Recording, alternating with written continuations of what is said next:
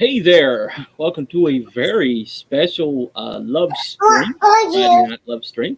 That is Bug, Lola's little girl. Anyway, we are here with I call them the CG Queens. They have CG Kings. We'll call these ladies the CG Queens.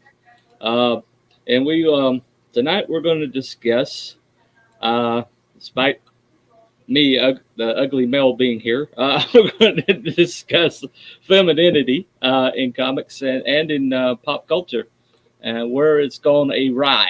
The first one, Flying Feline, like to say hello. And Aaron Jordan says, "What's up going on, CG Gang?" Yeah. All right.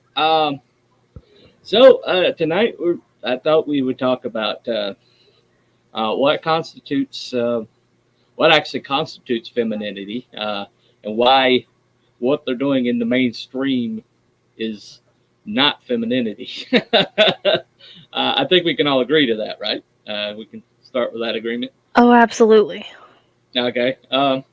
So we're gonna talk about the portrayals, about the depictions, the subject matter that they keep pushing, which is quite frankly gross. You know, and how it's kind of almost debased, based what it means to be female. And I thought a bunch of ugly men talking about it would be not as beneficial as talking to lovely flowers about it. So that's I decided to see if Lola could round me up some lovely ladies to help out, and she has done so. Uh, that's flying, saying hello to Aaron. Anyway, so I guess Mrs. Good Stuff was having some difficulties there. Hopefully, she can make it back with her dulcet tones. Um, she's got to be one of the best voices in CG. We love Mrs. Good Stuff. She's awesome. Oh yeah, she is. She is. Anyway, so I will go ahead. I'll start with the other corner of there. Miss Lola, she's never shy. So, Miss Lola, do you have an example we can start with of bad female depictions in pop culture? Oh, there's a ton of them. There's Faith. Okay. There's what they did to Tarna in Heavy Metal. Yeah. Wait, are you saying? Wait, what Faith? Have you not seen the comic Faith? She's supposed to be like a superhero, but she's okay. She's overweight, grossly overweight. Okay, yeah. Morbidly obese, I would say. My old lady brain went right to Buffy the Vampire Slayer. Oh no! I can guarantee mine's older, honey. Hi, Twitter Mom, and others. We're the same age. Hello. Are we? Yes. Who's Twitter Mom? It's Universe's Twitter Mom. I'm a Twitter mom. Oh, okay. All right. I'm such a mom. Yeah. Yeah. Okay, no problem. Known as the Mama Bear, I believe. Yeah. Faith is a good example of that. She's, I think, Image Comics. Is it Image Comics that she said, or is it Valiant? It's Valiant, I think. I think it's Valiant. I think you got the There's a whole set of them in that comics thing, Bitch Planet. Oh yeah. That was a terrible one. Every single character in that whole thing. The writer of Bitch Planet was Kelly Sue DeConnick. Or was it? I thought it was Mags. Oh, it was Mags? Either really? one. I think it was Kelly Sue. I'm pretty sure. They might as well be the same thing. Yeah, well, either, tomato. They all start to run together for me. And both of them need a tweeze. Really, they're all like the human centipede. Pretty much. Brilliant. I'm using that later. Oh, the panel in the chat. Belmont Press. Okay. Hey, Belmont. Yeah. But, I mean, for me, Faith was just one of those comics that when I saw it, I was like, like the logistics of the physics of her being able to fly. Yeah, right. Was just not for me. I just couldn't wrap my head around her. I was just like, no, this is so bad. Like, well, then they tried the what was it? The new was it the New Titans or whatever, where it had like that one really fat chick. What was her name on there? That is the New Warriors. The New Warriors. Yeah. That I was don't even Trailblazer. remember. Yes, Trailblazer. Basically, Dora the Explorer, because he had a magic backpack. So, but yeah, she was grossly over. Map? Her character description says she charges into battle. She's a trailblazer. She charges into battle, and I was like, that lady charges into battle. She's gonna die of a stroke. I'm sorry. But she'll have momentum as a physics teacher. I can tell you, she'll have momentum. If you push her down a hill, she'll blaze you a little trail right down the hill. Mass times velocity gives you momentum. So There yeah. you go. Well, I Learn something imagine. I imagine that with that much girth, that she probably could like make a trail through undergrowth pretty well. She'll exert a lot of force. Hey, Amanda B's here. Hey, Amanda B. Hi. Yes, not Mel B. Amanda B. So. I actually haven't read very much for the outside comic, so I'm wondering if I'm feeling a little out of place. Well, no, it's anything in like, pop I know culture. CG Anything comics in pop and culture. movies. Yeah. But I'm sure you've seen like a lot of what we talk about in CG with like a lot of these characters, especially like the mom comic and I don't really watch those streams. I watched Mother Allie's of Madness. Yeah, Allie's she watched stream a little ours. bit, and then I watched Kimosabi's review.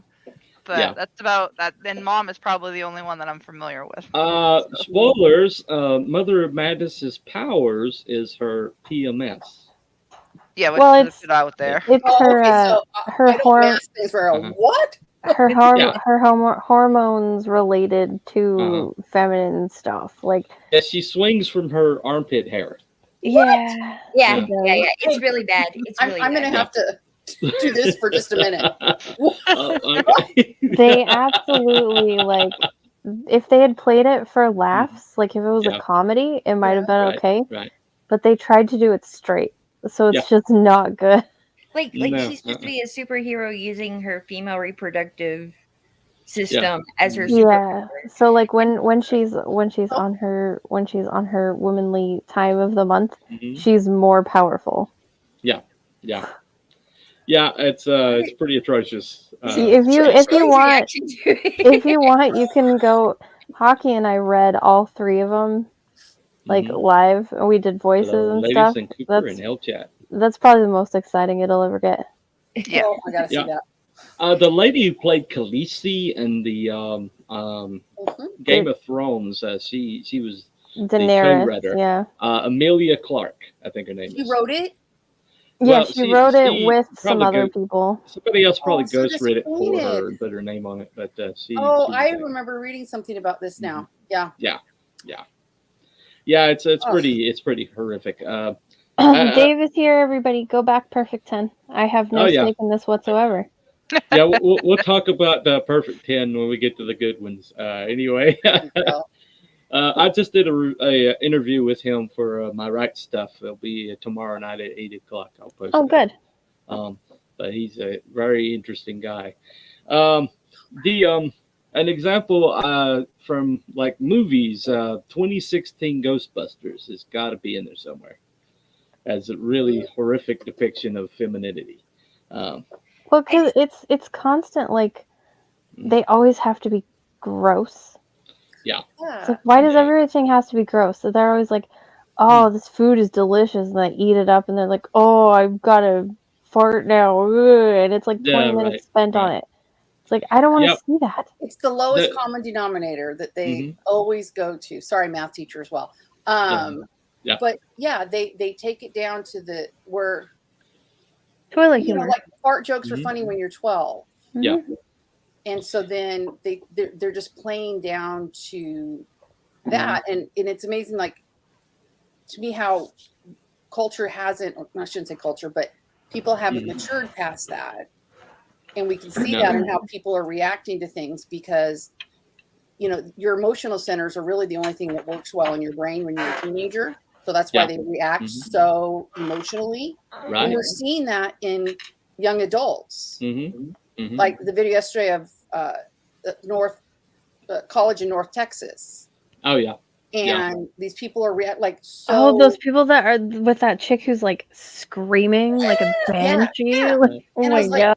They have no coping skills. They and then have. She's like, I'm 17 years old and I'm here to tell you how amazing I am. Yes. Statistical Zero says, speaking of lowest common denominator, I'm stumbling in to say hi. Oh, no. Nice. A numerator. You're not a denominator. He's a sweetie. He's a sweet.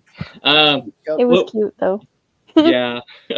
Well, well, I think one of the things that is interesting to me is the fact that when you see like depictions of ladies in the traditional roles, there's always like a sophistication and a buttoned up kind of I mean, I know motherhood gets really sloppy at times and a little chaotic, but there's always some kind of dignity to it, no matter how unless crazy you're serving your kid weird stuff and taking a video of it. Yeah, right. Did I see one yesterday that the little chicken nuggets that were letters say "you piss me off"? Yeah. Right. Yeah. And then okay, part of me goes, okay, it's kind of funny because the kid can't read it. However, to video it and put it out there like I'm such a great mom or whatever. But right. I thought it was weird because like my kid could have read that. Like she wouldn't have understood it, but at that age my kid could already have read it. So like, so you're video, just Aaron agrees. Yeah, it's not good. Yeah. No. I'm totally lost on that one. I didn't see that, so. Yeah.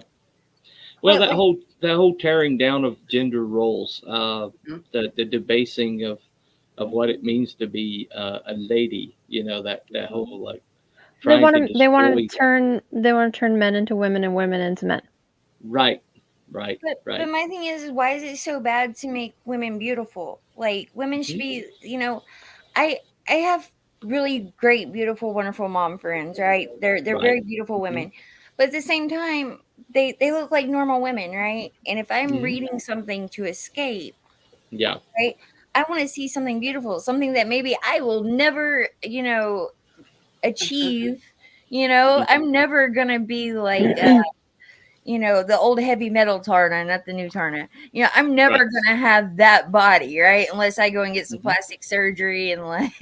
Well, it gives women something to aspire to, even if I'll never be that literally because it's it's the smaller percentage of women can look like that, but somebody like me who's 5'2" is never gonna ever look like that. But it gives you something to look at on your wall and say, okay, I'll never be that, but I can act like that and I can work hard to make my body as strong as it can get. Right. And why can't we be more than the sum of our parts, right? Like we as women, we think we have ideas, we have things to offer just as much as the other side, but yet they want to put us in this one box, like the mom comic, for instance, right? Like it's just all about the female parts giving her power. Well, at the same time as they did with the mom comic, they also made her a genius. Like she's a genius, single mom who like is okay with smelling bad because it helps her solve crimes or whatever. And then I'm not even kidding. Like and she's rude and what is it? I am just blown away. She's like she's not even, and there's no growth, I guess is what I'm saying. Like she's incredibly flawed and she doesn't grow whatsoever. Everyone around her is wrong and she's perfect. They call her a business owner, but her business is actually selling pictures of her feet online. Even though she's a genius who works at like like something in robotics or something. Like that? No, because she's like a genius programmer. But she's also but she's also like a starving single mom. I'm like, how? Yeah. Wow. Well, when I was in college and I did 2 sports in college and I was pretty buffed. So I played volleyball for Oregon State and I actually had a young man, a boy, dump me because he said I wasn't feminine enough because I was muscular. Oh, really? And I remember thinking, because I'm muscular, that means I'm, it didn't matter if I had makeup on or my hair was done or whatever. It was in my brain, of course, I was like, well, because I can bench press more than you. Yeah, that was probably just insecurity on his part. Right. But I think that's where, as women, sometimes we can be insecure. And then, so instead of saying, you know what, like I will look at people and go, that's dedication, or that's, you go girl. Just because I don't have a lot of tattoos, but I look at people with a lot of tattoos and I go, that's dedication. So I try to look at them in a positive light, but other people can't. And so instead they just tear them down. Well, wouldn't you say that this phenomenon of women being able to beat up grown men is part of that? Possible. Yeah, because physically it's impossible. The guy that's beating all the women in the swimming pool at the Ivy League right now is good proof of that. It's swimming pool, it's boxing, it's everything. It doesn't even matter. The thing is that modern feminists and stuff, and the men who enable them, they have taken, they have forgotten, I guess, or purposely pushed away the so take like Frank Frazetta women, right? Yep. Everybody knows Frazetta girls. Of course. They're always in very specific situations. They're always in danger. Yeah. They're always mostly naked. But they're also always undoubtedly very strong, but vulnerable. Yeah, they're strong but vulnerable. And that's the point. They forgot that there is both vulnerability and strength in femininity, and it's just different. That's perfect. Yeah. Right. I went over this like in insane detail when Tarna, the new Tarna, was totally came out and was totally ruined. Like I think I went over it like 3 times with Lola and Clayton and stuff. So yeah, it's sad. Because like our daughters what are our daughters going to look at? They're going to look at feminized boys and be like, I guess that should be me. Right. Well, this actually the thing I want to interject here, although it could be anywhere. I have a 9-year-old, and it's kind of related, but not really related. But she is talking about her sexuality these days. I'm like, at 9 years old, you shouldn't be talking about your sexuality. I'm like, you should be still being a child, and it's a shame that all this stuff is pushed to the forefront. Oh yeah, the amount of people I know whose daughters are like, I think I might be lesbian, I think I might be bi, and I'm like, why is your under 11 kid talking about that? Like, that's just strange. Exactly. No, exactly. At that age, kids, let them be. Yeah, at that age, I was like, I like Backstreet Boys, but I'm not sure why.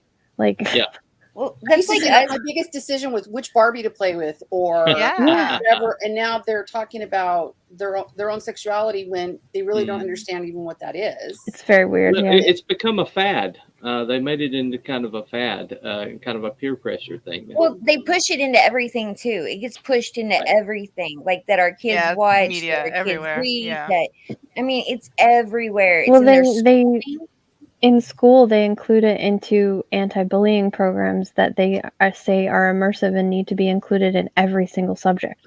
Yeah. So it's in math, it's in science, it's in language arts. They put this thing and they disguise it under bullying or anti-bullying. That's what I can't because of my back issues, but I would not step foot in a public school anymore as a teacher. But I think homeschooling is going to explode, and so are private schools. I know it's definitely already exploded. It already is. If something good came out of COVID, if something good came out of COVID, that's what happened. Is parents were like, wait a second. All those Zoom calls. Parents watching Zoom calls. Yeah. But as a homeschooling parent, I still have to deal with these issues because, my daughter, she's 8 years old, and like, she'll see something in a cartoon that she's watched, or Right. her friends will say something, or Mm-hmm. and so like I I have a family member who her little one is transgender, right? And so when my daughter found out that she was actually a he, she was like 4 or 5 years old. And I had to go into a discussion with her because she had a million questions. She could not wrap her mind around it.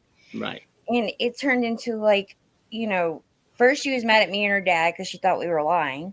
Mm-hmm. And then she got mad at the kid because she was like, why would he, he make me think that yeah, it's confusing and it makes no sense. And most of the time, those kids grow out of that. And anyway.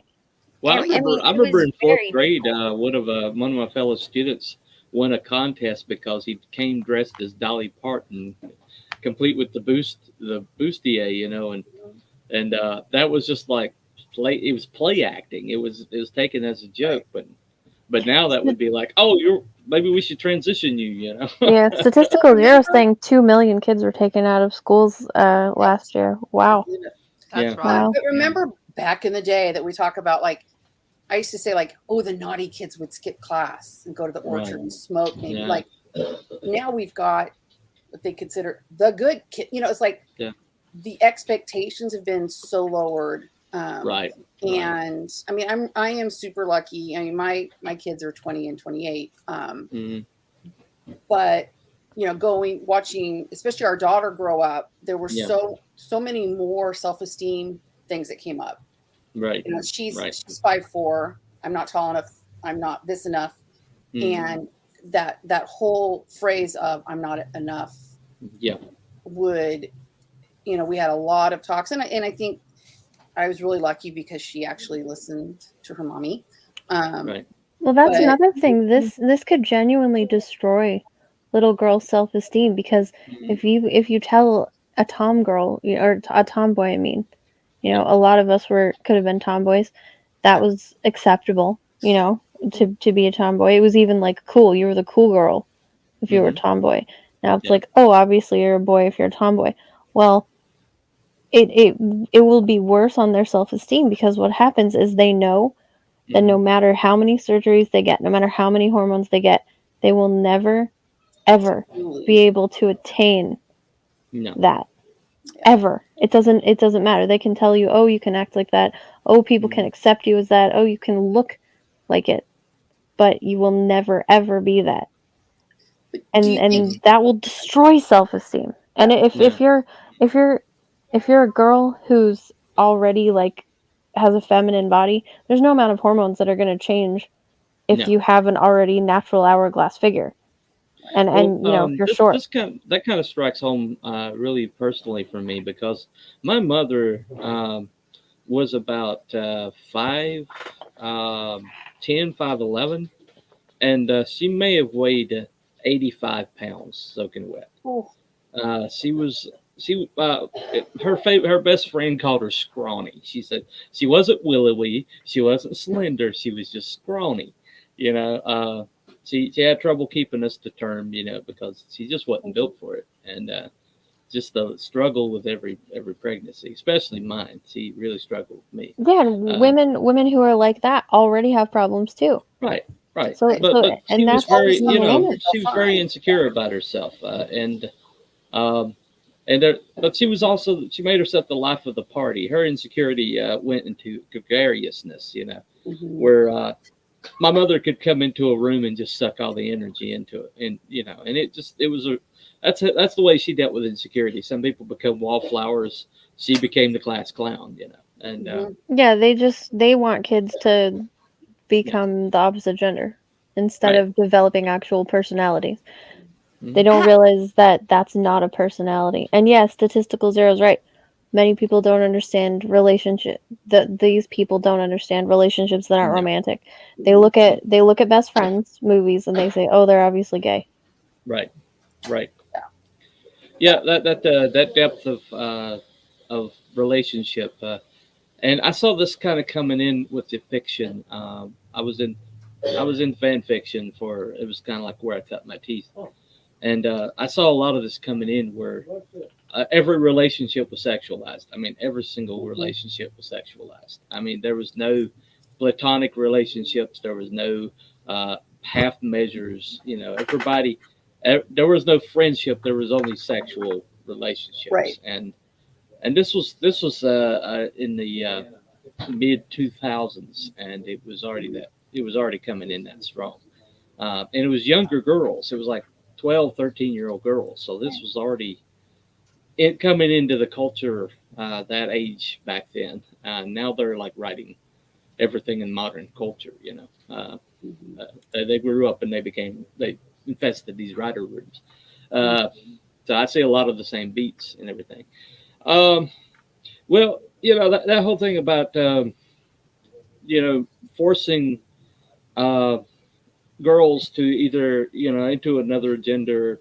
If they're feminine, they're like, okay, well, you need to go lesbian, or if you're a tomboy, you need to transition to boy. They don't realize that there's power in femininity. It's just a different kind of power. Exactly. The problem is they're writing these into the characters, and that's all the characters are. That's all they become.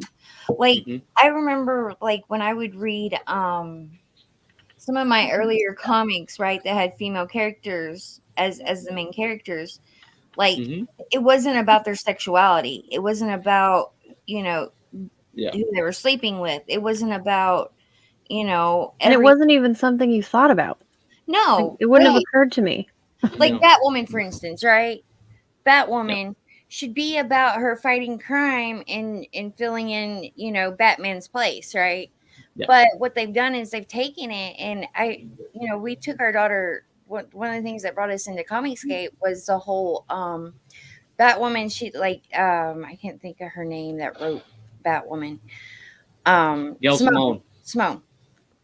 She had like 10 pages, and it was about, they were at this club and she was with her friends, and her friend is sitting there and complaining because they went to the fertility clinic and her friend was misgendered.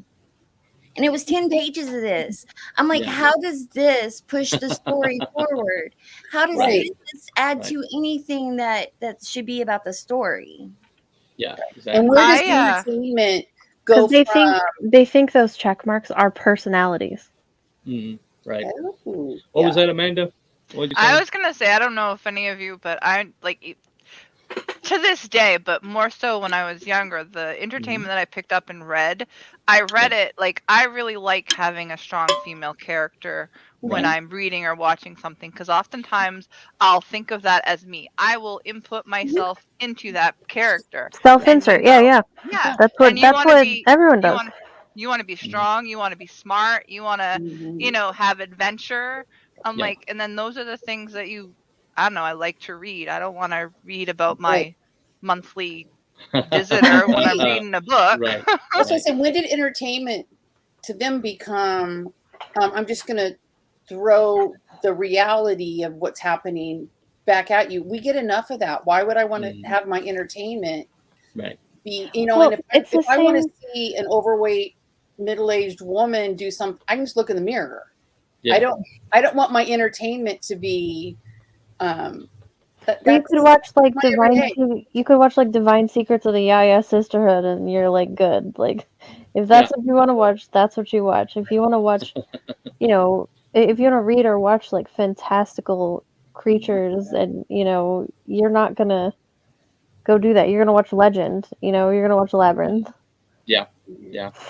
And like, why do they think that we as women want that? Like, I mean, we've been reading these comics just as much as men have for the last 50, 60 years. Well, the people who are making these bad comics, they don't even read them. Right. No. Stat, that's brilliant. Yeah. But I don't want to see your therapy. I don't want to be your therapist. But I don't need to be in that. Yeah. Yeah. Right. Well, that's also part of that extreme like self-focus that everyone seems to have now, where everybody is like the center character in their total own narcissism. Total narcissism. Yeah. And it's true narcissism too, because it's very abusive. It's abusive to the Very reader. toxic. It's abusive to the people who say, like, to critics. It's abusive to critics. It's even abusive to the people who are the audience. Right. It's just abusive literature. Yeah. This is a great comment too. Let me ask y'all, have you as ladies ever been told that you can't read a comic or play a video game or watch a movie because you're female? I've never been told that. I've always really no, but I've had like go like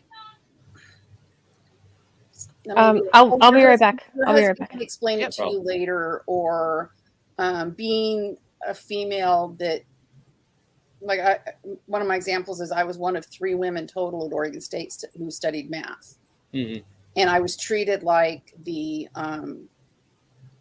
freak of nature, right? You know, like, oh, you know, and I was like, you know, and in my head I'm like, because, you know, just because I'm female doesn't mean that I don't have brain cells. But I think it kind of started, I can remember my mom, because that generation, like my mom stayed home, was totally dependent on my dad, and she would let us, don't you ever put yourself in a situation where you're dependent on some man. So I think that's like that, because, you know, they were stuck. There were, you know, divorce was kind of taboo or whatever. Right. And first wave feminism, yeah. And so I can remember thinking that way. And here I am, you know, luckily I married a very nice man, but I am dependent on, you know, but my mom, not that she would be upset because she loved him, but I can remember too, my mom would even say things to me like, I would have cuter boyfriends if my hair was longer, like because I'm a twin and my twin had longer hair, and my mom would say, you'd have cuter boyfriends like your sister if you did. And, you know, and back in high school, I was like, I didn't care. I didn't wear makeup, my hair wet, going to school with my Letterman's jacket and Levi's. I didn't care. Guys were too much trouble. But the messages that we sent our daughter, and my daughter too, like her roommates, her first year in college called her Miss Goody Two Shoes. And she would say things, I'm not cool enough. And I'm like, who defines cool? Right. You're not sneaking boys in at night, and you're not, you know, that's what their norm is. And we compare ourselves to that, and it's a losing battle no matter how you look at it. It's so funny you say that, because like I've had this conversation with my own mother, and like my grandmother's generation, right? They catered to their man, and their man came before everything. Like he got fed first before the kids and everyone else. Like they bent over backwards for their men, and the men weren't as you know, as giving, right? They weren't as giving. So my mother's generation saw that, and you know, they were like, okay, well, I'm not going to be that woman, you know, I'm not going to do that. I'm going to take back my power. And then my generation comes along, and they're like, we're going to go the complete opposite end. We're going to, you know, completely get away from the whole familial idea, and we're just going to take and destroy it. And like, there's got to be some kind of balance there. There has to be a balance. Well, I would say the pendulum's got to swing back at some point. Yeah. You know. Well, maybe not all the way back. No. You know, yeah. Well, I think a lot of this is overcorrection. A lot of it's overcorrection and against a norm that hasn't existed in almost 40 years now. You know, that whole you know, women stay silent. They always quote this stuff that happened in like the 50s, you know, the 40s and 50s, you know, where masculinity was kind of run amok, and women were baby making factories that took care of the kids, blah blah blah. You know, they always quote this stuff, but that hasn't been the norm. I came up Gen X, so I came in the latchkey generation. My mother worked second shift, my father worked third. My father took care of the house, and I didn't see my mother except for weekends when she wasn't working a weekend. You know, and so that was my reality growing up. But that was those norms that they quote, those things that they use as a straw man, haven't existed in the culture in 40 or 50 years now, and yet they use that. It's like the whole racial stuff that they keep bringing up. They keep bringing up examples from the civil rights movement. and things that haven't existed in this culture in so long, but they use it as a straw man to push their agenda along, saying, well, this did happen. And so, i.e., we're still fighting against it today, but there's no empirical evidence that they're quoting. They're just quoting these things that don't even exist now. And in a lot of ways, that's what we're dealing with. We're dealing with ghosts. We're dealing with phantoms of bad old days.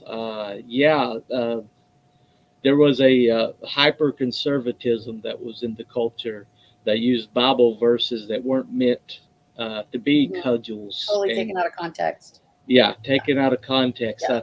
I grew up in a hyper conservative background where they would take this verse, like women being submissive to their husbands. I was just going to bring that up.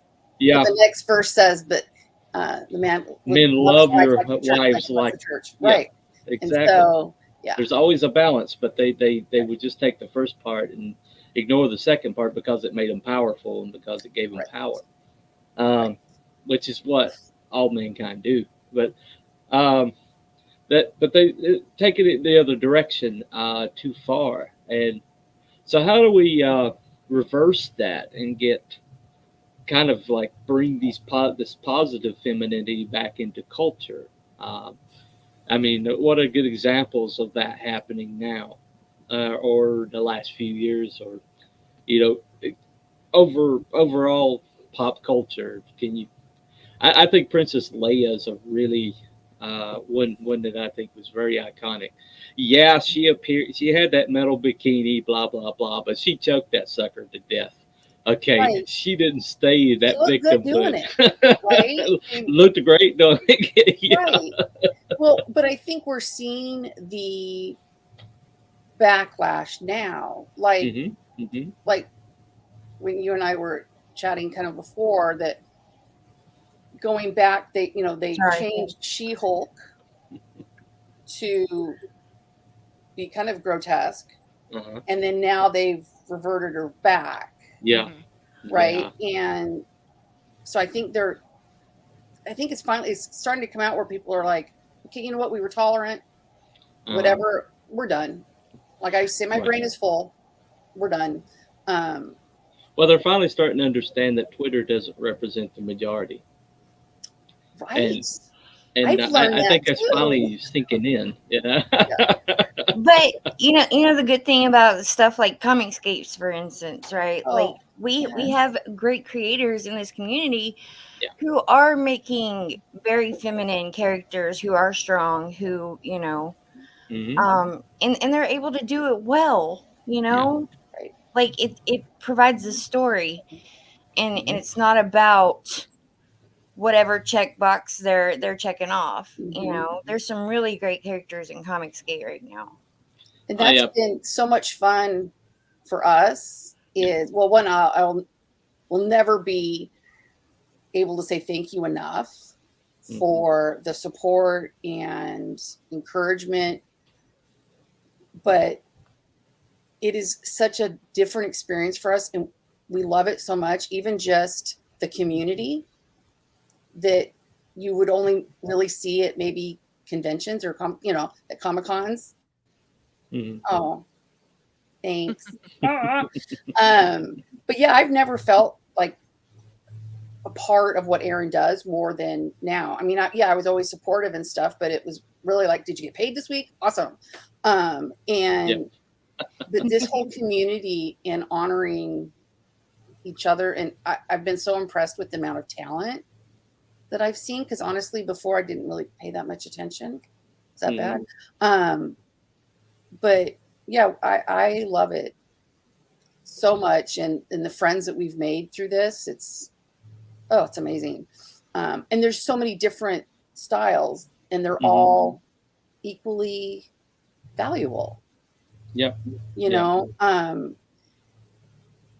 fact, I went on to Indiegogo last night. It was just looking through the projects on there, and there were so many interesting different style types and storylines, and it was pretty cool.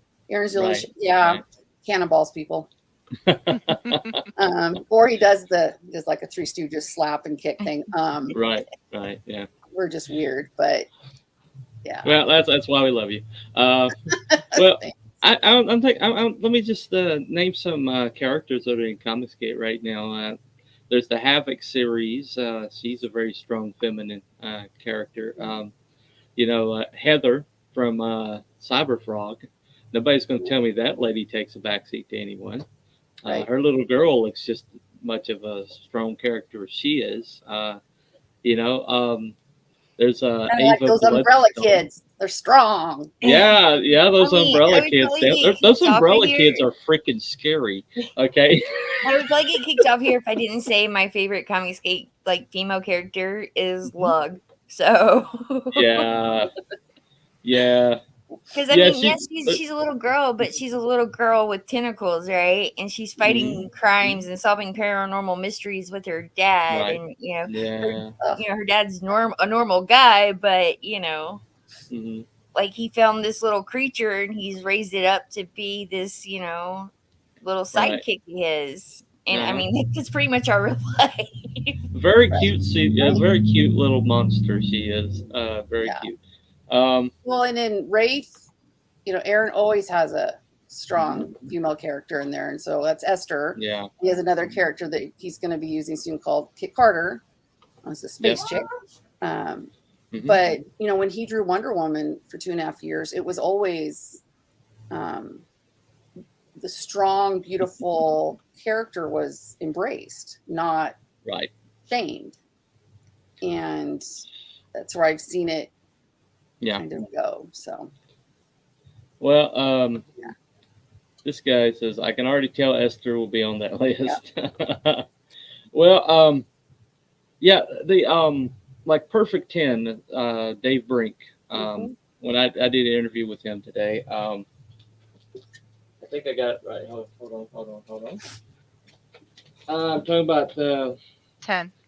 This lady right here. Okay. And she's got some definite, I would say, assets that are selling points for her. But the thing about her though is she somehow manages to be. I was telling him I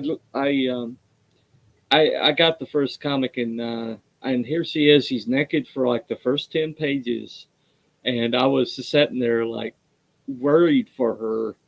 And not even paying attention to the fact that she's just sitting there naked for the first 10 pages, But it's because the character was so while she is powerful, she had some vulnerability to her. Hold on, Mrs. But her nakedness wasn't the focus either. You know what I mean? Like even if the people are drawing these sexy women, it's not like they're sexualizing the women. Right. Exactly. Yeah, and Goblin Girl definitely. I've got the power of my uterus. What? No. Did you see Mrs. Good Stuff was here? She has tried to pop in both a couple of times. I think she's having some technical difficulty. Yeah. But yeah, we're talking about these are written by men, but who is going to admire femininity more than a man can? I mean, hold on one second. A whole lot of DMH should break at work. Back to the grind. How about you? Okay, they're saying I need. They're having a conversation in the chat. But who's going to admire femininity more than a man is? I mean, man.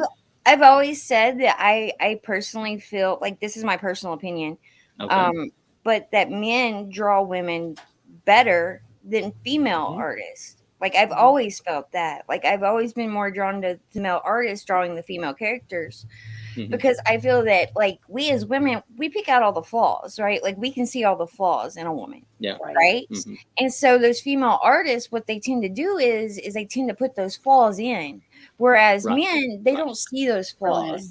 They see that beauty and that femininity, and they put that into that character. And so I've always been in the mindset that men draw and create female characters better than women do. I think it's because we see the flaws in ourselves. Yeah. Yeah. Oh We yeah. are our own worst critic. Have you ever seen that Dove commercial I agree with that. where an artist is basically he like draws with a blind and has people describing themselves to him, and he draws what they describe, but then he draws them, like does a portrait looking at them, and then he compares the two. And it was amazing at how many people see themselves so much uglier than they actually are. Yeah. And I mean, there's people bawling and breaking down and crying when they saw that. But yeah, That's because we see the flaws in ourselves. Like we can look in a mirror and see every wrinkle, every acne mark, every like gray hair. We as women, we're the worst about this because we can see it, and we can look at other women and see how beautiful they are, but we can also be like, okay, we compare ourselves constantly. Right. Mm-hmm. Or you can even go down to. Daughter. Go ahead, Amanda. I would say we can even go down to like not even just physical appearances, but clothes. Like there's been many times where I look at a person wearing an outfit and I'm like, oh, she really looks good in that outfit. It wouldn't look as good on me, but you know, they could be not the perfect body and they're still, you're thinking they're pulling it off, but you who probably has a similar body that's not really anything wrong with it, wouldn't be able to pull it off in your mind. And she might be looking at you and saying, wow, I wish I could wear that and look good. You know? Right. Well, and that's what I would always, you know, like I had to be careful around my daughter when she started being critical of herself. And, you know, and I joke with her, go, gosh, I wish I had the butt I hated when I was 18. You know, like, you know, if it never gets better than this, I always tell it has to be okay. But I found that she was mimicking what I was doing. And I didn't want her to have those insecurities of, you know, she's tinier, but she's mighty. She's, you know, we're both kind of thick, and she's muscular. And I'm always telling her like, that is awesome. And of course, in the dance community, I mean, she kind of fits in with that. But yeah, we have to be careful what we portray and teach. Yeah, the little ones about how they feel about themselves. Oh, definitely. Like my 8-year-old, she'll come to me and she'll be like, Mom, I'm chubby. Like, I think I'm fat. And I'm like, you're 8. You're not fat. You're not like, you're fine. You're perfect. Like, don't worry about that right now. That's not stuff you need to worry about. But like, these are words that, you know, she picks up. Exactly. You know? Although technically it's life, because I had a stepson that was, you know, going through that age. You know, my daughter's 9, so she's about there. But, you know, when he was 8, he was average. You know, going from like 10, 11, he chunked up. And then now he's like 16 and he's a lanky string bean. Right. You know, so that's energy. hard. Your body's getting ready to grow and it needs that energy. Yeah. Our son is 6'1" and graduated high school probably at 145 pounds. Oh, wow. Yeah. I had finding clothes for him. He was a 28 waist and a 34 inseam. It was crazy. But because he was built like Aaron, and you know, then it's for men, it's, oh, I'm not buffed enough, or I'm not, you know, there's always going to be something. And it's just too bad that. Well, that's like my husband in high school, he was 6'7", and, you know, like his senior year, he's 6'7", and he probably weighed about 130 pounds soaking wet. So he wore like a 30 jean, and like, you know, he's got really long, skinny, like, I mean, he was just this tall, skinny kid, and he couldn't play football or basketball. Like, he has no athleticism to him. So, you know, he always felt out of place. And then, like, of course, you know, his dad would want him to be that football player or that basketball player, and he just couldn't bulk up. He wasn't the kid that could do that. Right. And my kids are kind of that way. Like, my kids are really like skinny babies, right? They're like these little tiny babies, and then like kind of like chub up, and then they grow, and so they thin out, and then they chub up, and then they thin out. So it's just like, it's the way they grow. And like at 8 years old, 9 years old, even at like 12, 13, these are not things they should be worried about. No. Well, one thing I think significant about men writing women is there's the way little boys view their mothers. That there's an element to that, because, you know, I can look back and see. We're not going Oedipus Rex, are we? No, we're not going Oedipus Rex. We're not going Oedipus any. No, what I'm talking about is boys there's a line from The Crow when it said that mother is the word for God on the first word for God on the Tongues of lips of children. children. Yeah, and for little boys, that I mean, my mother, she was not an attractive woman. I can look back and see that, but to me, she was my mother, and she was beautiful. I think And there's it's that true for element there. girls too, because I remember being that little girl and came my mom, and my mom would be putting on her makeup and getting ready to, go out with her friends or whatever. And I'd be like, my mom is beautiful. But my mom, she was tall, skinny, redheaded, freckled, fair complected, and she got a lot of hate from other people because she wasn't like your stereotypical, you know, Yeah. beautiful woman. And but as I looked at my mom was beautiful to me, Right. Right. Right. Well, I think when guys go to create female characters, and the reason why that men can like see the beauty in females, I think has a lot to do with that first. You know, The first female contact. yeah, Yeah, yeah, and I can see that. yeah, but the thing about the way you see how they're writing them now, and they just like they take all of the characteristics that of femininity, and it's almost like they reject them for masculinity. It's like it's like they're saying that something's wrong with being females, and Because they associate, sorry, I'm back, because they associate femininity with weakness. I was right, just going to say that. Yeah. right, right, Because they don't understand, like I was saying earlier, that you can be vulnerable but also strong at the same time. right, right. Is somebody going to tell me Gina Carano is weak? She's very feminine, and and She's not weak. she is Gina not Carano weak. is one of those No. women that like I would not want to take off. That's like Mm-mm, mm-mm, Mm-hmm. no. like you can just No. tell like she would probably beat the crap out of somebody. Well, she's the first. When I see a woman like fighting men in these movies and everything, she's got the build to do that. But I mean, not these little shrimpy little girls like Well, unless they give them an obvious like supernatural thing, right, right, or yeah. actual powers, but like you can't rely on that all the time. Like No, no, she cheated a lot. even She cheats a lot in those what movies. even if you're like a black belt, martial artist, if Hmm. you're a female, you're still gonna lose. Like you'll do way Right. better, especially if you're doing like judo, but you're still No, gonna lose against a man.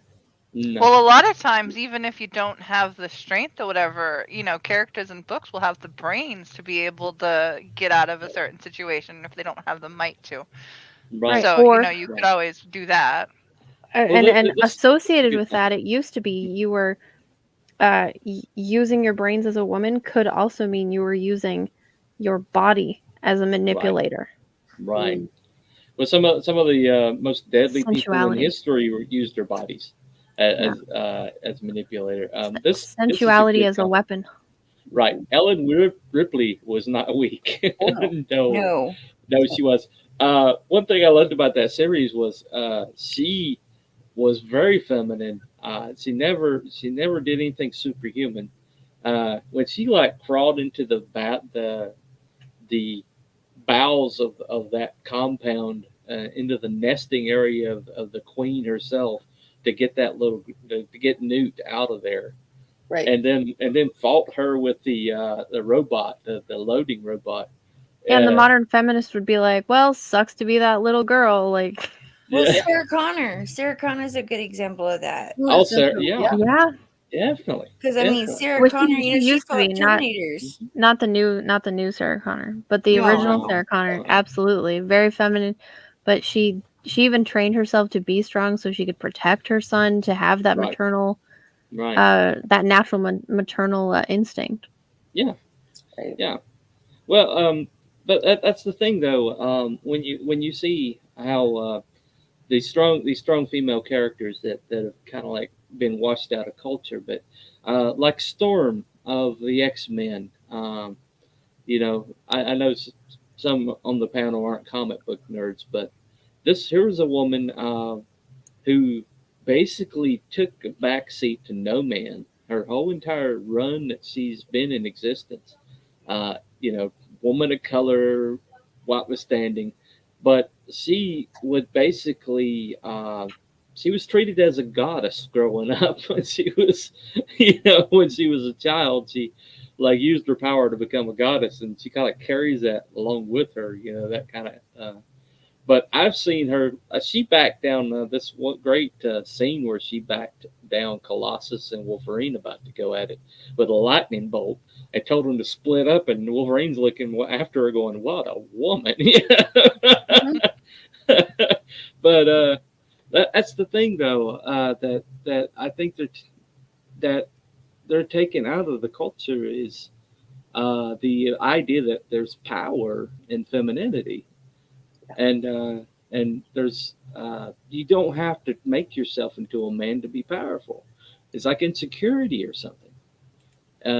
You know, they call it feminine mystique, whatever this feminism, and all the feminism seemed to have done was remove that concept I thought they from call it toxic femininity now.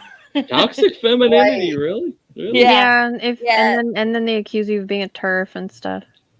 Yeah. Ah, Yeah. yeah. That's Toxic femininity, like any female that wants to actually be female and actually have female qualities. Yeah, if you want to do the trad wife thing, you're toxically feminine. Yeah. You're just you're toxic feminine. Right. You're a problem. Like we had toxic masculinity for the longest time, and Right. then when women started stepping up, you know, women like us who were like, hey, you know, we're not okay with this either. Like we don't want this being pushed to our kids. We don't want, you know, our daughters being told that they're not good enough because they're, you know, this or that, and they, Right. you know, Right.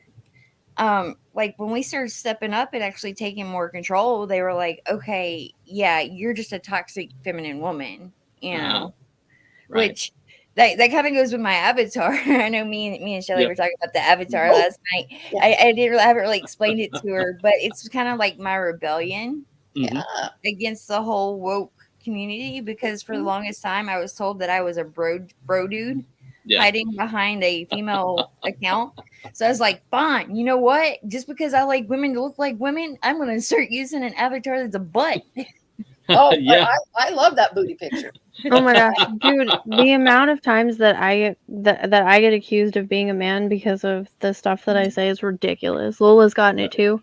Oh, wow. Yeah. Oh yeah. They'll just say like, "Oh, this guy, like, what is he talking about?" And I'm like, well, too bad for you that I'm a chick who has my own brain and I've decided what I want is not what you have to offer. Right. Yeah. I mean, I had D. Clay Moore and Dan Panosian come at me and tell me that I was a man hiding behind a female account. And like it got really heated. I was like, you sir, you don't even know. Like I've had a child, I've carried for 9 months. Like you don't want to go there with me. I created life. Back off. Yeah. Right. Right. Oh well, I used the results of Fragtober as they were like talking about how, well, even if she's in the community, she's never going to be respected like the men. And I like sent him a link to the finale of Fragtober where Allie, you know, beat Aaron for the title, and it was fair and square, and everybody voted for her, you know, and I was like, what is this toxic community? And this Irene. Oh, yes. Oh, Irene. Okay. Yeah. Oh, is it Irene? I thought it was you. Irene. No. Irene. I'm sorry. I'm sorry. Irene. It was Irene. But I mean, Irene's a really feminine, you know. She is, and she's very nice and very sweet, very, but she's super duper talented. She can she could kicked his outdraw butt. anybody. I love Aaron. I love Aaron's work, but she kicked his butt. She really did. That what she made was incredible. And that was, you know, like incredible. Well, of course, him being Aaron was like, and then it's like, oh, that was really good. And he thought he had it. He really did. Yeah. You could tell. I mean, he's amazing. He's amazing. But what she did was just next level. So. I don't know how to explain it, but I did look at him and go, but honey, you don't have the power of the boobs. That's gonna be like boost for the movies. She's gonna get that. Well, lucky for her, cuter she than doesn't. you. She doesn't need the boobs to lean on No, because she is no. actually talented. I was so teasing. Oh yeah, absolutely. Because that was when I was like, I think I would have voted for that one. Right. But I was just teasing him, like, well, you got to overcome that, and I don't know if you got it. She's cuter than you are, or whatever. But well, the thing was amazing about her is that she could still be in the mainstream because she's a woman, because she's on the progressive stack as a woman. She would still be getting work in the mainstream, but she was like, they don't give me meritocracy in the mainstream. They just see me as a woman, and I don't. That's not enough for me. I want people to want me for my art and Right. for the quality of what I do. And I was like, all hail the queen. I mean, I respect that so much. I mean, there's people in our community right now who could still be in the mainstream because they're on the progressive stack, and yet they reject that advantage, that building advantage, because they would rather have the meritocracy, and she is definitely one of those things. She's one of those people. She definitely is, and that I respect that. Extraordinary. We have a great community here, and we also have a great community of females. You know, they like to say that there's no women over here, that we're all 42-year-old white men. I know, isn't that adorable? And then we raise our hands and we're like, yeah, but we're good. Right. Like, I've never felt like threatened or anything. Like, yeah. Like, they don't realize how diverse we are and how diverse in thought we are. Like, we all come from different backgrounds. We all have different experiences in our lives. We're all at different places in our lives. We all, I think it's because they don't think that anyone can focus on anything that's not exclusively diversity, because that's not what we're always talking about. We're always talking about our stuff. Yeah. We're not like, hey, we're not a checklist of things to complain about. It doesn't fit. We're not always like, here's all my buzzwords, care. Right. We're the community that they say that they are. We are the community that they say they are. They are, right. That they're trying to build artificially. We've got like organically. Right. But because meritocracy has nothing to. If you go with pure meritocracy, you will have the diversity of thought. You will have the diversity of sex, gender. You will have the diversity of race, because also covers all of those things. Yeah. By saying that it can only exist if we like lower the bar for these people, it's denigrating them to an extraordinarily amount that, quite frankly, offends the hell out of me. To say that I have to lower the bar for women to succeed and give give them a like the Supreme Court nominee had to be a black woman. It was like exclusive of all else. I mean, we as women, we should want more and better for women, right? Like, we should want women to be wanted for what they can do and what they can bring to the table, not because they have, excuse my language here, but vaginas, and because they have periods. Like, we shouldn't want women just to be in a role, right, or in a position, because they have those things. We should be able to teach our daughters, hey, you are more than just that part of you. Yes, that is a part of who we are, and yes, we need to have conversations that helps progress that part of us, but at the same time, it should not be who we are. It should not be our sole identity. Right. Yeah, I was told out of college. Sorry, go ahead. Right. I was told out of college, oh, you're a female that can do math, you'll get any job you want. And I remember saying, I don't want them to hire me because, again, because I'm a freak of nature, or, oh, we need to check this box to have women. And I said, I want to be hired because I'm good at what I do, or, oh, and you can coach. Oh, I remember thinking, I don't want to be hired just for that, because it doesn't value me at all. Right. You know, well, one of the greatest mathematicians in the world worked for NASA, and she outcalculated their computers. Has that's happened one of my to be a favorite black movies. I lady. show that. Yeah. Yeah, the Hidden Figures. Yeah. I watched that movie, and I was extraordinarily disappointed because they kept focusing on the racism or the low expectations for females, and I was like, it's a wonderful story. This woman with just a pen and paper outcalculated the friggin' computer, the early computers. Yeah. And she did it like for years, for decades. Oh and, that's one of my faves. Yeah. Yeah, and I mean, she was like, a moon landing. We need calculations for the moon landing, and she just did it on the fly. Yeah. Oh. And and they basically, if she had been off, we would not have a moon landing. But I love how that they did honor her in a really, I think, good way. That they were going to trust her calculations over right that, but again, it comes down to valuing people as people. For what they can do, right? For what they can do, and not for their arbitrary trait, right?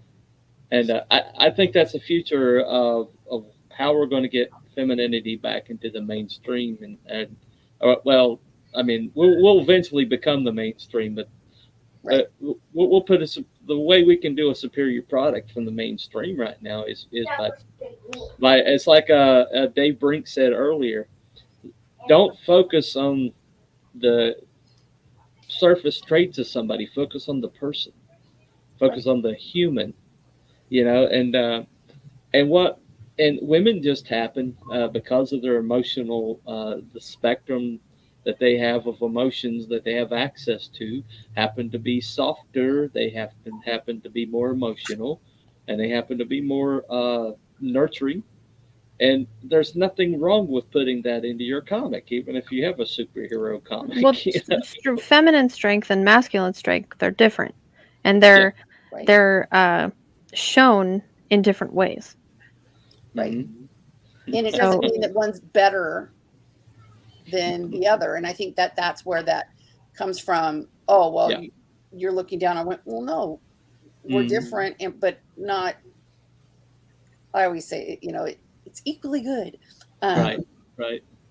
But that's where, it's always that narcissistic or paranoia of, oh, you're ripping on me. Well, yeah. And so, I mean, I even find like, I'm constantly going, well, somebody going to, take this as that I'm being racist, or like even just deciding. I remember checking into an appointment, and I'm like, there was a black gentleman and this woman, and I was like, so if I go to the woman, are they going to think that I'm not going? You're constantly like paranoid that am I going to do something that's going to make them think? Yeah. But that's that narcissistic. Oh, it's got to be against me. It's got to be something. That I'm going to complain about it, and it's just so old and tired. Is usually and these people too. They're so infantile that they think that they're the only way that they can relate to a character or feel inspired by a character is if it looks like them, right? Which is kind of scary because it's like, do you have a mental illness? Because if you can't, you're what is it? Are you a sociopath or a psychopath if you can't relate to other humans? Yeah. It's like, I don't need to, look exactly like Tarna to understand, her pain or her frustration or her mourning, I don't need that. Relate to it, internalize it, and apply it to yourself versus I can I can't unless they look just like me. Well, I can apply it as a woman, and that is helpful, but I don't need to look like that. Like, I don't need to look like Storm, to feel like her, powerful like Storm, or to feel, whatever. I don't know a lot about Storm. I write there's a character in my books. She's called Switch, and it's because her powers, she either helps you or hurts you, but she can't really control which. But there's one thing about her character, her personality. When I started writing her, and she's a SJW, full disclosures. She's a Democratic senator's daughter, so you can imagine. did the whole placard holding thing and everything. But every once in a while, when So she she's is, annoying. yeah, but she's great to write. She's great to write because she's like so unself conscious about it. But she every once in a while, when she's not thinking about it, she will like jump between or instantly like she has like an armor that she gains at some point. And the first thing that she does with that armor is she jumps between someone and a bullet. But she wasn't thinking about it. She just did it instantly. But then the same person, earlier on said that she wasn't, but she was trying to take off the collar that was keeping her power locked on and keeping everybody from using their powers. And they're like, stop trying to take the collar off, or we'll shoot you or shoot them instead of you, but we'll shoot them. And she's like, well, I don't know them that well. I mean, that's well, I don't know them that well. So she's vapid in that way, but when she's not thinking about it, she's nurturing. She has that nurturing thing where she's like willing to put herself on the line for somebody else. But if she's not thinking about it, but she's a very, very feminine character, and as I write her, the more I write her, the more I'm amazed at that quality of her.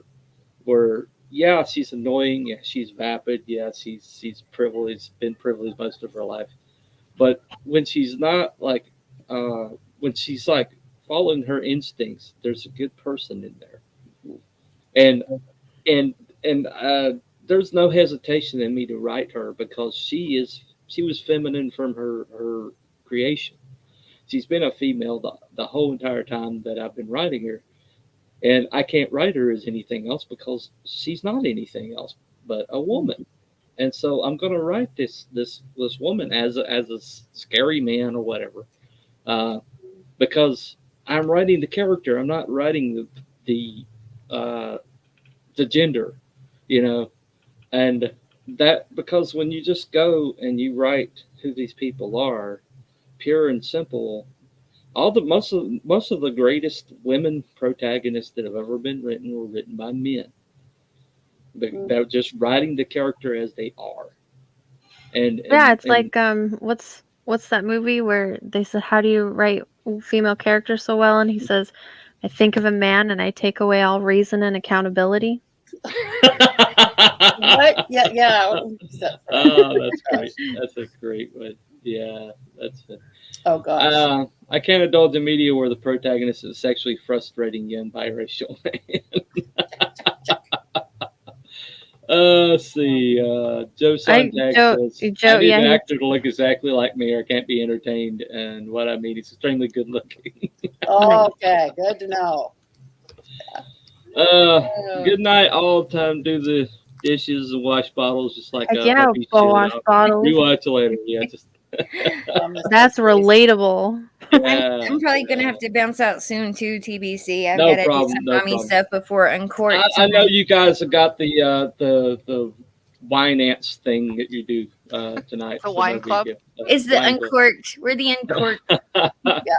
Well, thank you, ladies, for coming on. That's a good place that we can wrap it up right there. Anybody have anything they want to promote or anything, right quick? Well, of course, I'm always promoting Wraith of God. Okay, right. On demand. Right. Yep. Go.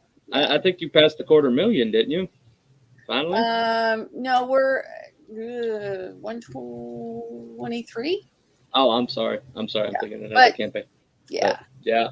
You're over. It's still good. It's still really good. Yeah, way more than we thought, or that would have happened, and so we started ordering some swag. Right. This week. Awesome. So, awesome. I'll say Rock and Roll Ninja. Go check it out. Back it. Okay. Smokes the Fox. Yeah, definitely. Yeah. I'm trying to think. Goblin Girl. Go get you some Goblin Girl. Mm-hmm. Tales of Novatera looks really awesome. Novatera, yeah. Mm-hmm. Long Shadow looks amazing. Nosferatu looks good. Yeah. Nosferatu looks really awesome. There's a lot of great campaigns going on right now, y'all. Like, I was last night just going. Definitely. Egg Beater is in email list right now. Right. Oh, okay. So is Hunt for the Littlest Umbrella. So. All right, no problem. Thank you, ladies, for coming on and just giving a little bit of feminine air to this show for once. Lola's usually the lone flower among the thorns, but thank you. I think it's a great discussion. I definitely hope people rewatch it and maybe get some points of view. The next time that somebody says, oh, there's no women in CG, it's all a bunch of 42-year-old males. It's like, well, you can just come here, like we're actual like real chicks, I swear. Yeah. Proof. Well, there's another book that just came out with a strong female lead in The Truth, Justice, and American Way with David Williams and Gabe. Okay. And Perfect 10. Number three is out right now. That's perfect 10 so that there's a perfect 10 number 4 so that I can be her voice again. Yeah, that trailer is amazing. It's amazing. I didn't write it, but I did do her voice. You did a great job. I was actually getting emotional at work. I'm like, somebody help her, somebody protect her. I worked really hard on that. For like a month, I did vocal exercises and I took care of it and temperature control and all sorts of stuff. Like, well, you have a building crack in your voice, and it really worked for that character. That's what I work on with her. For Boss, I didn't even care. I was like, I'm gonna just sound as crazy as I can, but I was like, no, she has to be perfect because she's created perfectly. Perfect. I stress out about that actually. Right. So do it so I can do it more. You did a brilliant job, yeah. So back it so Allie can keep doing her voice, okay? Yeah. I want to say real quick before we end, everybody go over and raid Good Stuff Coming Skaters channel for Uncorked, where Mrs. Lepresti, Amanda, myself, Fighting Feline, and Mrs. Good Stuff will all be tonight at 9:00. All right. Oh, and tomorrow, Allie and Hockey Show's on. Okay. On my channel. Yeah, so everybody check those things out. And on that note, you ladies have a very good night. And I'll see you. Thank you for having us on. CG. Thanks for the invite. See you in the DMs and in the chat, Stevie. All right. Bye-bye. Night, ladies. Night, chat. Bye. Tell me what's on your mind.